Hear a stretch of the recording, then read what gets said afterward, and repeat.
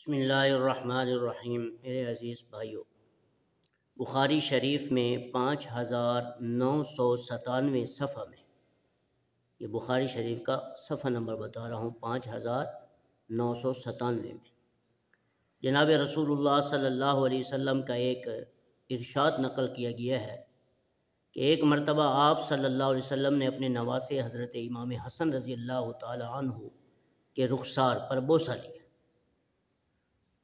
جب بوسہ لیا تو اسی مجلس میں حضرت اقرع بن حابس رضی اللہ تعالیٰ عنہ بھی تشریف فرما تھے۔ جب یہ منظر دیکھا فرمایا اللہ کے رسول، اللہ نے مجھے 10 بیٹے دیے ہیں، میں نے ان میں سے کسی کو بوسہ نہیں لیا، کسی کا بھی بوسہ نہیں لیا، 10 بیٹے اللہ نے مجھے دی۔ تو رسول اللہ صلی اللہ علیہ وسلم نے حضرت اقرع بن حابس رضی اللہ عنہ کی طرف دیکھا اور فرمایا کہ جو شخص دنیا میں کسی بندے پر رحم نہیں کرتا، اللہ کبھی بھی اس کی زندگی میں اس پر کبھی رحم نہیں فرمایا کہ اپنی اولاد کو بوسہ لو، اپنی اولاد کا بوسہ لیا کرو، اسے چوما کرو کہ اللہ نے تمہیں اولاد جیسی عظیم نعمت دی ہے، اور بوسہ اپنی اولاد کا لینا سنت نبوی ہے۔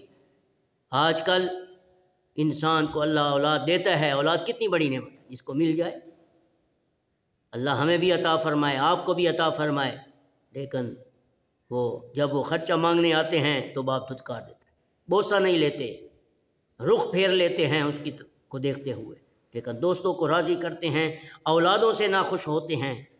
اولادوں کو اپنے قریب نہ آنے والے میری اس ویڈیو کو سن لیں۔ رسول اللہ صلی اللہ علیہ وسلم نے فرمایا ہے کہ جو شخص اپنی اولاد کا بوسہ نہیں لیتا، جو بندے پر رحم نہیں کرتا، کبھی اللہ اس پر بھی رحم نہیں کرتا۔ لہٰذا ہمیں چاہیے کہ ہم اپنی اولادوں کے سر پر شفقت کا ہاتھ رکھیں۔ رزق اللہ نے دینا ہے، یہ نہ دیکھیں کہ کتنے ہو گئے ہیں، ان کا بوسہ لیں۔ بوسہ لینا سنت نبوی ہے، اپنی اولادوں کا بوسہ لینا۔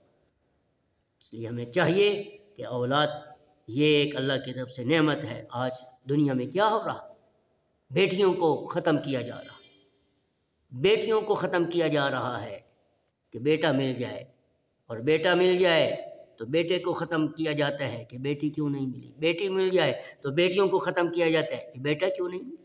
بیٹی بھی اللہ کی طرف سے رحمت، بیٹا بھی اللہ کی طرف سے نعمت، دونوں پہ راضی ہونا چاہیے، اور جس کو بیٹیاں مل جائیں وہ اس پہ راضی ہو جائے، کیونکہ رسول اللہ صلی اللہ علیہ وسلم کا فرمان ہے جس کے گھر میں 2 یکے بعد دیگرے بیٹیاں آ جائیں تو سمجھ لے اس کا ٹھکانہ جنت میں، وہ اپنا ٹھکانہ جنت میں بنا لے۔ رسول اللہ صلی اللہ علیہ وسلم کی کتنی زبردست بات ہے۔ تو ہمیں چاہیے کہ اللہ ہمیں بیٹیاں بھی دے دے، اولاد بھی دے دے، بیٹے بھی دے دے۔